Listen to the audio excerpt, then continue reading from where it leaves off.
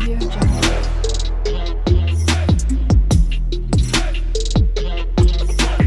Audio Jungle. Bismillahirrahmanirrahim. Assalamualaikum warahmatullahi wabarakatuh. Melalui kesempatan hari ini saya akan memberikan penjelasan tentang 7 faidah bagi orang yang telah melaksanakan ibadah puasa. Perlu kita sadari bahwa Allah itu telah menciptakan makhluknya yang bernama manusia dengan berbagai keistimewaan di antara sekian makhluk yang telah Allah ciptakan. Allah telah mengistimewakan, memuliakan para nabi dan rasul di tengah-tengah manusia yang telah Allah hadirkan sebagai khalifah di muka bumi ini. Dan Allah telah mengistimewakan malaikat Jibril di antara sekian banyak malaikat yang Allah berikan amanah atau perintah.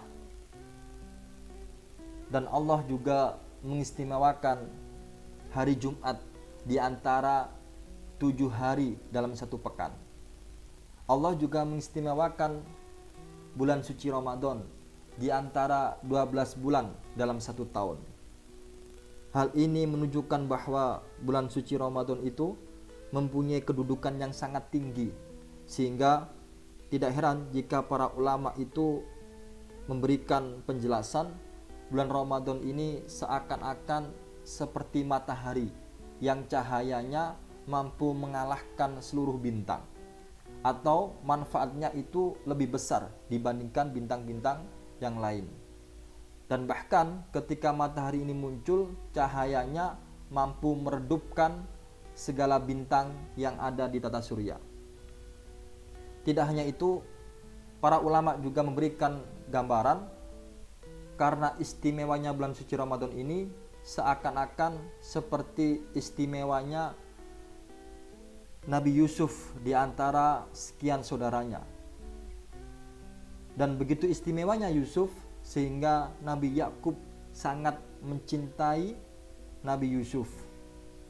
Oleh karena itu, jika kita ingin menjadi hamba yang istimewa di tengah-tengah di antara bulan Ramadan yang istimewa, maka kita harus melakukan amalan-amalan ibadah sehingga Allah Subhanahu wa taala mencintai kita karena amalan yang diridhoi oleh Allah, seperti halnya Nabi Yakub yang mencintai Nabi Yusuf putranya di tengah-tengah saudaranya yang lain. Baik teman-teman, kalau kita berbicara tentang keistimewaan bulan Ramadan, saya jadi teringat sebuah pesan yang disampaikan oleh Imam Izzuddin bin Abdissalam di dalam kitabnya Maqasidus Syam. Beliau memberikan 7 faidah bagi orang yang berpuasa di bulan suci Ramadan akan mendapatkan beberapa hal ini jika ia melaksanakan puasa di bulan suci Ramadan dengan sangat baik. Akan tetapi karena keterbatasan waktu, saya akan menjelaskan 2 poin saja, yaitu jika orang yang berpuasa ia akan mendapatkan 1, derajat yang tinggi, 2, dosanya akan diampuni oleh Allah Subhanahu wa taala. Yang pertama, coba perhatikan tentang orang yang berpuasa di bulan suci Ramadan, ia akan mendapatkan derajat yang tinggi. Dalam hal ini, Imam Izzuddin bin Abdissalam mengutip redaksi hadis yang diriwayatkan oleh Imam Muslim yang berbunyi, "Idza jaa Ramadana futihat abwabul jannah wa ghulliqat abwabun nar wa suffidatis syayatin." Apabila telah datang di bulan suci Ramadan ini, maka futihat abwabul jannah, yang pertama akan dibukakan pintu-pintu surga. Yang kedua, wa ghulliqat abwabun nar, akan ditutup pintu-pintu neraka. Wa suffidatis syayatin, dan yang ketiga yaitu setan-setan pun akan dibelenggu. Menarik sekali kalau kita cermati penjelasan Imam Izzuddin ini, memandang bahwa 3 karakter di dalam satu hadis ini. Yang pertama itu sebagai simbol futihat abwabul jannah, yaitu dibukakan pintu-pintu surga, merupakan simbol atau tanda untuk memperbanyak ketaatan kepada Allah Subhanahu wa taala. Sederhananya begini, meskipun pintu-pintu surga itu telah dibuka lebar-lebar, apakah semua orang berhak melintasi tanpa memperbanyak ketaatan selama di bulan suci Ramadan? Artinya, dibukanya pintu surga merupakan dorongan untuk memperbanyak ibadah sehingga kita menjadi hamba yang memantaskan diri sebagaimana ketika kita melintasi pintu surga itu dengan keadaan pantas.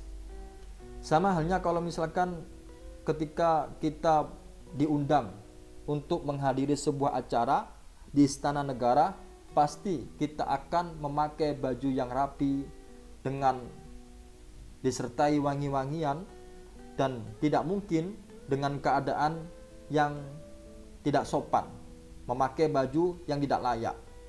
Begitu pula kalau kita ingin melintasi pintu-pintu surga, maka kita harus memantaskan diri kita, mencermin bahwa amalan-amalan yang harus kita lakukan dipastikan itu adalah amalan yang diridhoi oleh Allah Subhanahu wa taala. Sehingga hal itu menjadi sebuah motivasi kita untuk lebih bersemangat lagi, untuk lebih berantusias di dalam melaksanakan ibadah dan meningkatkan ibadah kita di selama bulan suci Ramadan.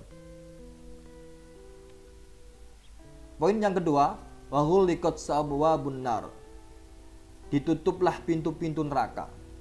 Hal ini juga sebagai simbol bahwa yang dimaksud dengan redaksi kalimat itu harus dimaknai dengan menyedikitkan maksiat. Ini sangat menarik kalau misalkan kita cermati pandangan Imam Izzuddin bin Abdissalam. Ia sangat menyadari atau memahami betul bahwa manusia yang tidak mungkin sempurna ini, dalam menghindari kesalahan, manusia pasti membawa dosanya ketika ia menghadap Tuhannya di akhirat kelak. Akan tetapi yang membedakan adalah kadarnya, banyak dosa atau hanya sedikit. Oleh karena itu, kita menyadari bahwa kita harus berusaha betul untuk meminimalisir kemaksiatan. Mungkin kita tidak bisa menghindari, akan tetapi kita berusaha untuk meminimalisir dan jauh dan menghindari dari perbuatan maksiat, agar ketika kita menghadap kepada Allah Subhanahu wa taala dengan membawa banyak amal dan sedikit dosa, dan syukur-syukur kita tidak membawa dosa. Amin. Kemudian poin yang ketiga adalah wasuffidatis syayatin, yaitu setan-setan pun akan dibelenggu.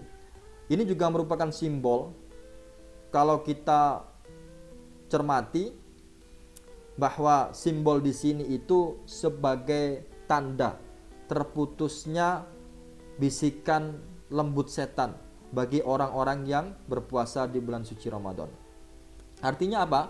Menurut pandangan Imam Izzuddin dalam kitab Maqasid As-Shaum, ia memberikan penjelasan bahwa baik buruknya orang yang berpuasa itu murni tergantung pada dirinya sendiri. Karena itu akan sangat tidak etis jika kita sebagai hamba dan orang yang beriman dengan berbagai peluang kemuliaan derajat di bulan suci Ramadan ini yang Allah berikan, lalu kita enggan berbuat baik dan malah berbuat jahat. Na'udzubillah min dzalik. Itulah 3 poin yang terkandung di dalam hadis tersebut, dan ini dijadikan sebuah landasan dasar oleh Imam Izzuddin untuk meningkatkan derajat. Kemudian faidah yang kedua bagi orang yang berpuasa di bulan suci Ramadan itu adalah penghapus dosa. Sebagaimana hal ini Imam Izzuddin dilandasi dengan dasar hadis yang diriwayatkan oleh Imam Bukhari dan Muslim yang berbunyi, man shoma ramadhana, barang siapa yang berpuasa di bulan suci Ramadan, imanan, karena keimanan, wahtisaban, dan karena mengharapkan pahala, ghufira lahu ma taqaddama min danbihi, maka akan diampuni dosa-dosanya yang telah lalu. Ini sangat menarik sekali kalau kita cermati dalam konteks hadis ini. Man shoma ramadhana, barang siapa yang telah berpuasa Ramadan. Dua hal, ia berpuasa dilandasi dengan dua hal. Yang pertama, imanan, karena keimanan. Iman itu tidak hanya diucapkan melalui lisan, tapi diyakini dengan hati dan diamalkan dalam bentuk perbuatan. Itu dikatakan iman.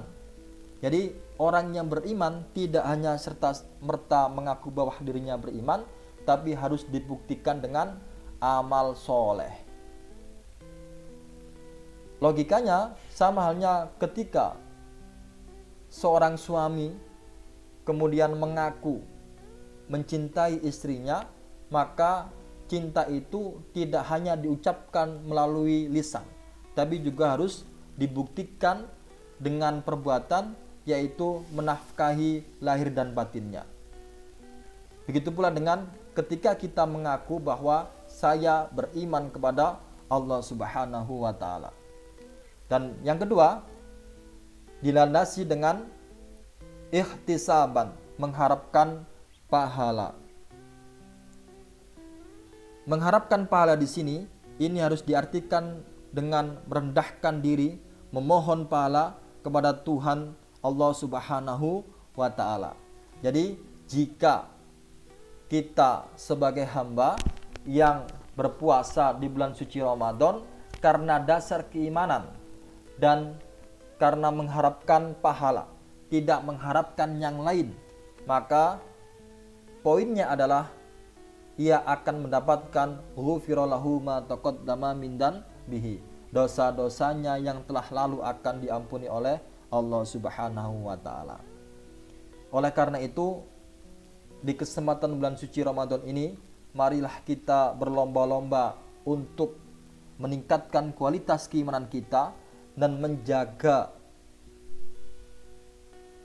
niat baik kita bahwa puasa ini semata-mata hanya mengharapkan pahala, hanya mengharapkan ridho dari Allah Subhanahu wa Ta'ala. Mungkin hanya ini yang bisa saya sampaikan. Semoga bermanfaat buat kita semua. Kurang lebihnya saya minta maaf. Sekian, wassalamualaikum warahmatullahi wabarakatuh.